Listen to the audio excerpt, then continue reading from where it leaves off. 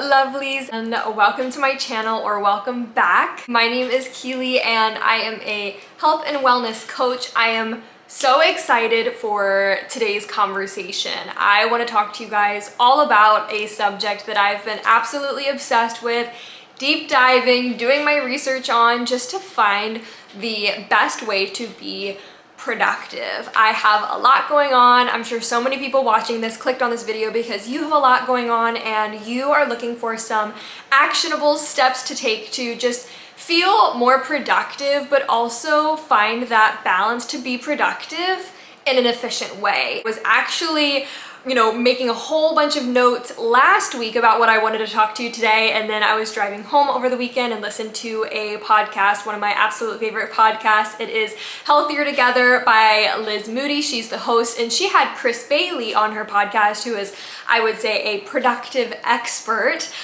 He does a lot of research there, has a book on productivity, and the way that he defined productivity I just thought was absolutely beautiful. By being productive, I don't mean getting more things done. Yes, it is important to get things done that you need, that you want, but when I say being productive, it's more about getting the right things done. It's more about living your life with intention, because I do think it's really important that we aren't diving into the toxic productivity that I think gets promoted of, oh, you need to grind, you need to hustle, you need to be doing all of these things all the time, or you're not going to be successful, or you're not going to make money. And I think it puts a lot of stress on people. Oh my gosh, I can't sit here and watch a 2-hour movie. I can't go to the beach for the day with my friends because I need to be grinding. And I don't think that that is healthy in any way either. So I definitely just want to give you guys, again, some really actionable steps so that you are going into your days, your weeks, your months, knowing that you can be productive and also have that really healthy balance. So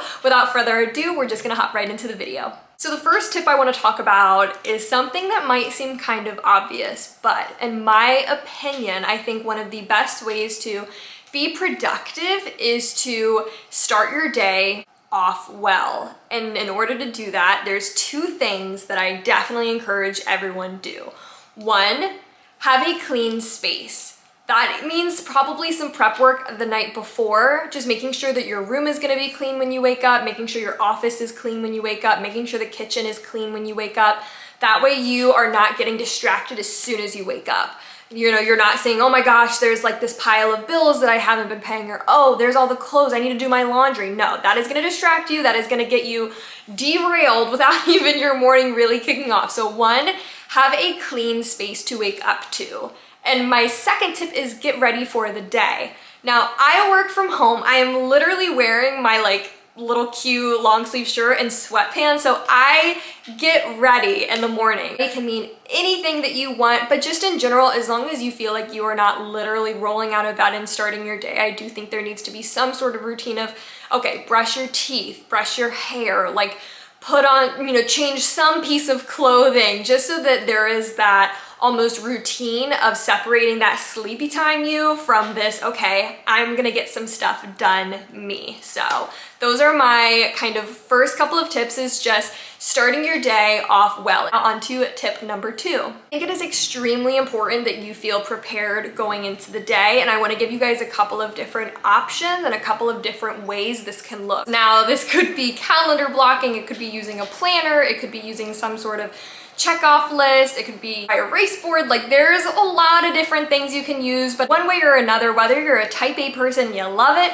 or this is a skill that you're gonna have to learn, I think that everyone can benefit from organizing their thoughts so that you aren't just taking it day by day. You're gonna be so much better off than if you're just saying, hey, there's a lot of things I wanna get done, and then you're scrambling from one idea to another, and so you're not putting full effort into each of your things that need to get done. Something that I'm a very big fan of is calendar blocking. I think it is a very cool concept, but I get it doesn't work for everybody. So with calendar blocking, I think what's really cool is if you have access to Google, which I feel like just about everybody does, you can use Google Calendars and also download the Google Calendar app in your phone, and then you kind of have that desktop bigger version. You can view it, on a day, week, or month basis, or you could transition that to your phone and again just kind of book in appointments when you know that they're coming up. You can assign consistent, tasks to the day. You're struggling with getting in enough meals, which honestly, from my Instagram polls, there's a lot of people struggling with the nutrition side of their health of,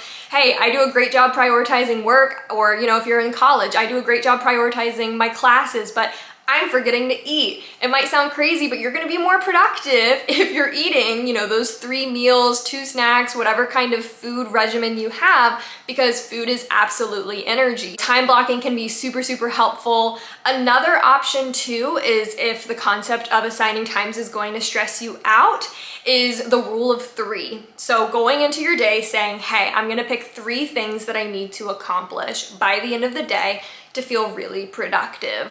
This can be something really abstract. This can be something super specific. It's really up to you, but I do think that the rule of 3 is something you can apply on a wider spectrum as well of what are 3 things I want to accomplish this week? What are 3 things I want to accomplish this month? What are 3 things I want to accomplish this year? Because I do think that working towards something and having those really realistic, super specified goals for yourself that you have the potential to achieve, they are going to absolutely motivate you and kind of keep you focused as well. Now, something also to chat about is there's things we need to do and things we want to do. And sometimes it feels like there is not enough time in the day, and I totally understand that. I, work a 9 to 5.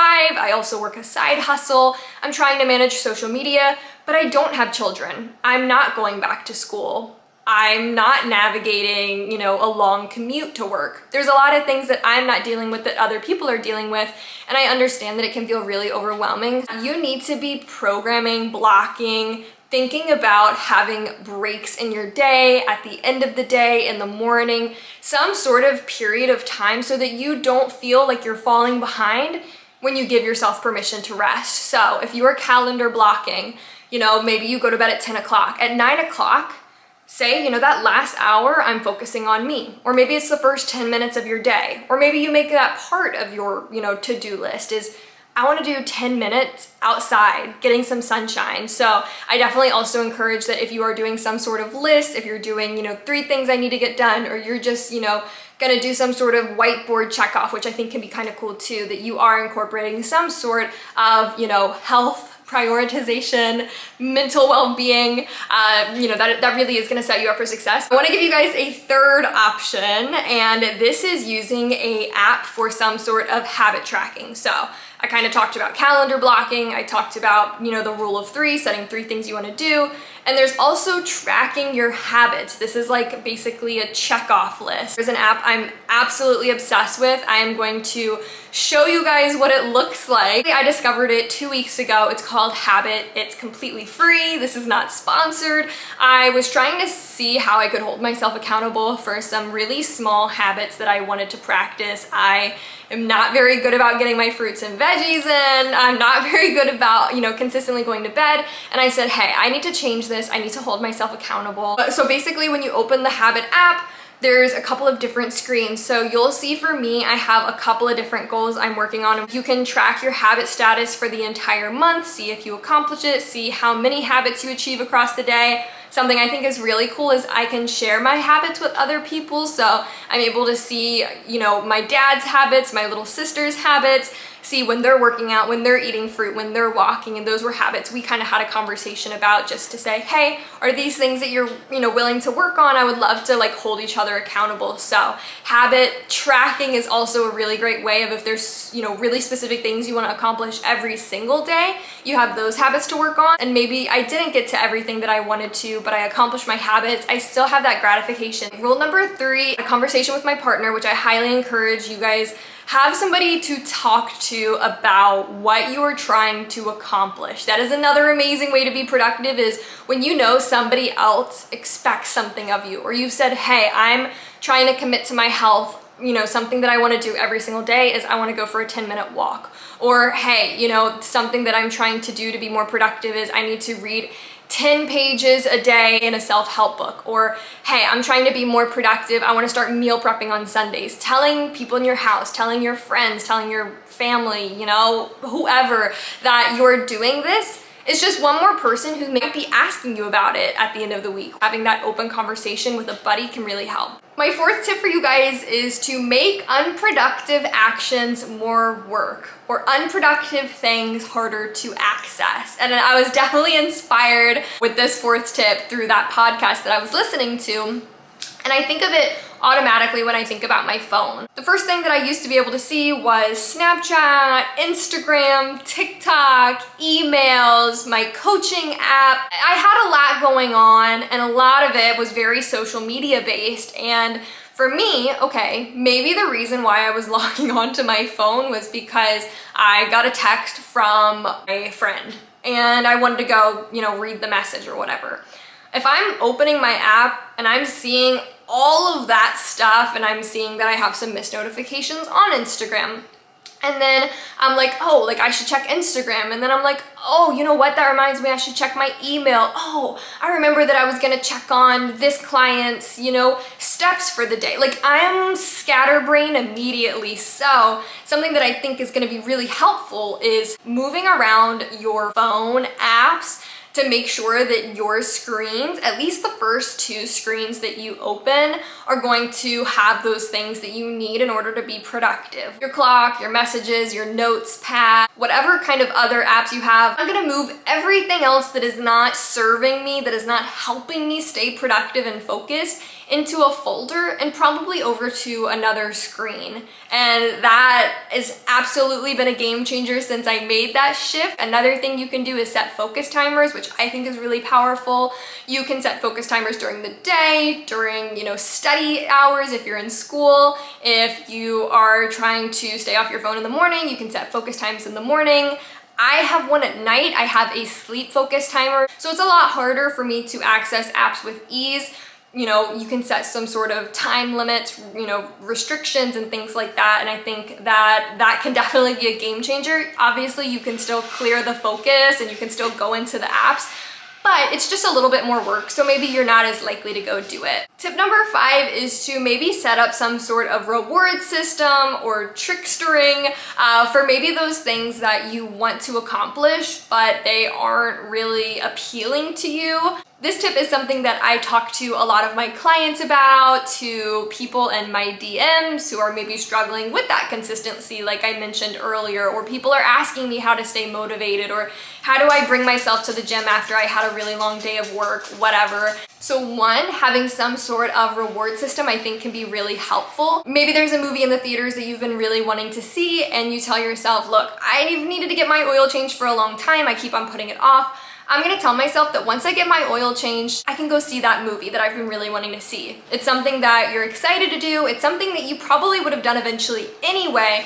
but this time you're kind of tying those and you're making that commitment to yourself that, hey, I need to get my oil changed first. Specifically when we're talking about the gym, if you don't really want to go to the gym, having some sort of reward system in place of maybe there is a favorite podcast you love listening to or a favorite show you love listening to, and you tell yourself, hey, I need to get in the gym, I want to be active, I'm going to go to the gym and I can only watch this show or listen to this podcast when I am going on a walk on the treadmill. So then you kind of associate that, oh, I love this show, I want to know what happens next, I'm gonna get my booty to the gym so that I can watch and see what happens. Now, tricking yourself is something that I think is hilarious and actually really helpful, and this is something that I have talked to so many people about. I think this is like a mind-blowing concept if you have not tried it already, but giving yourself a really, really small crumb of the cake. So if I really don't want to go to the gym, it's just been a long day,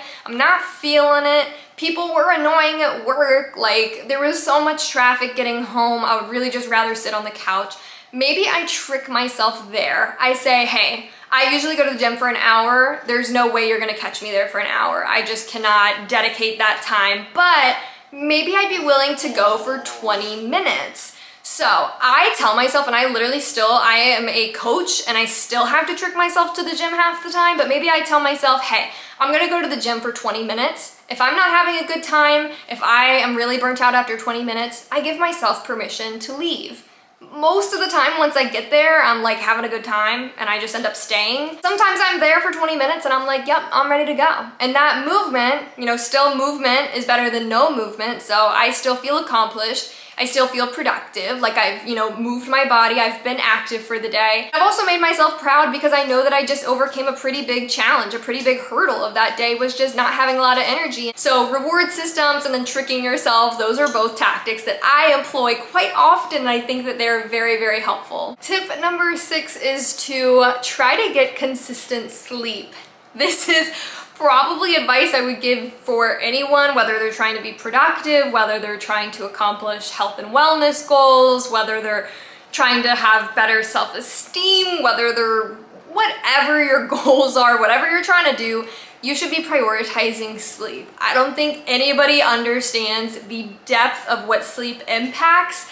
Sleep is going to impact your energy, to impact your complexion, it's going to impact your appetite, it's going to impact your stress and mood.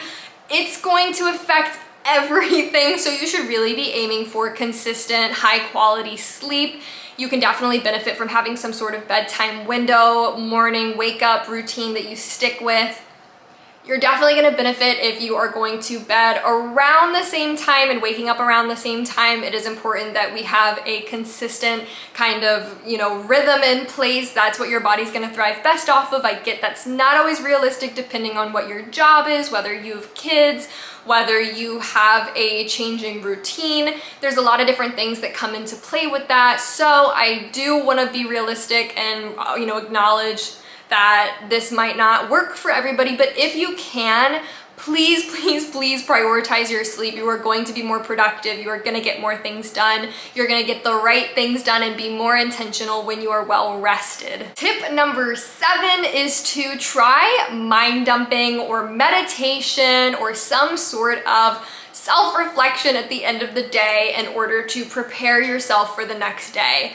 There is a lot of days rolling into each other, weeks rolling into each other. Next thing we know, it's almost the end of 2022. So I do think that having some sort of unwinding ritual can be super helpful just to set your mind up for the next day, set your body up for a good night's rest, and just kind of detach from all the craziness, hecticness that happened the day before.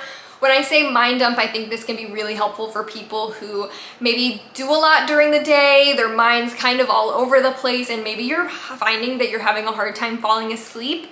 Having a piece of paper and committing a couple of minutes before bed to just writing down all your thoughts, all of the things on your mind, maybe a reflection on your day, maybe what you're trying to get done tomorrow, like just literally putting it all on paper so that you don't have to think about it. If that's not your thing, but you're open to meditation, I think that can be a good way to just kind of wind down before bed. Maybe some sort of reflection at the end of the day can be really cool. This is something that me and my boyfriend have been doing. We've been going on evening walks, and it's been really cool to pick a win from the day and maybe a challenge area. We get to have a good focus on what went really well, what do we want to continue doing and working on, where are the challenge areas, maybe where we can place our focus for tomorrow's. Again, some sort of end of day recap, reflection, mind dump, that's gonna set you up really, really well. My final tip, my 8th tip, is to have something that you're working towards, a bigger picture goal.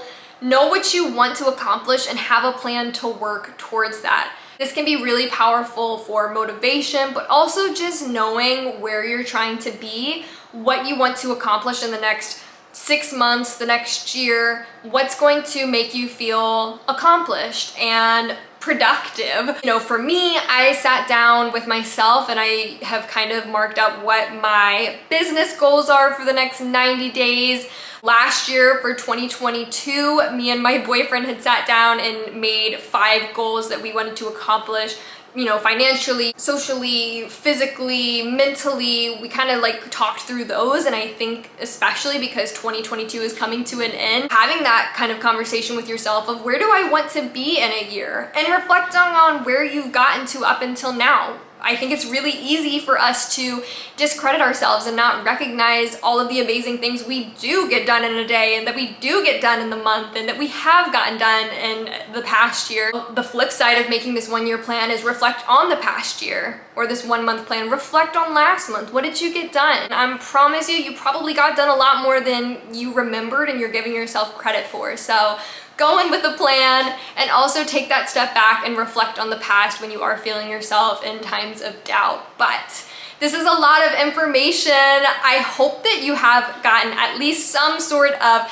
actionable steps from this. You know where you're going, you know how you're going to maybe tailor your routine and your schedule, maybe some new apps to download or things to try. But again, productivity is, living your life and your day with intention. So don't be too hard on yourself. I know it's easier said than done. Work your way up, be kind to yourself, give yourself grace. Life happens. Maybe you do have some sort of plan in place and it hasn't been working. Maybe change things up. Maybe what worked for you at one point isn't gonna work for you now because your dynamics are different. So don't also be afraid to step outside your comfort zone. That is something that has also helped me along the way. I get really stuck with something that works and sometimes I get scared to branch out, but branching out has absolutely helped me throughout my journey to just be more productive and also just satisfied with my life and how I go about my day. So yeah, I really appreciate you guys clicking on this video. This was super fun to film and put together for you guys. If you did enjoy it, please give it a thumbs up and subscribe to me if you haven't already. If you enjoyed it, please let me know in the comments or DM me on Instagram. I always love connecting with you guys on that platform as well. Thanks so much for watching.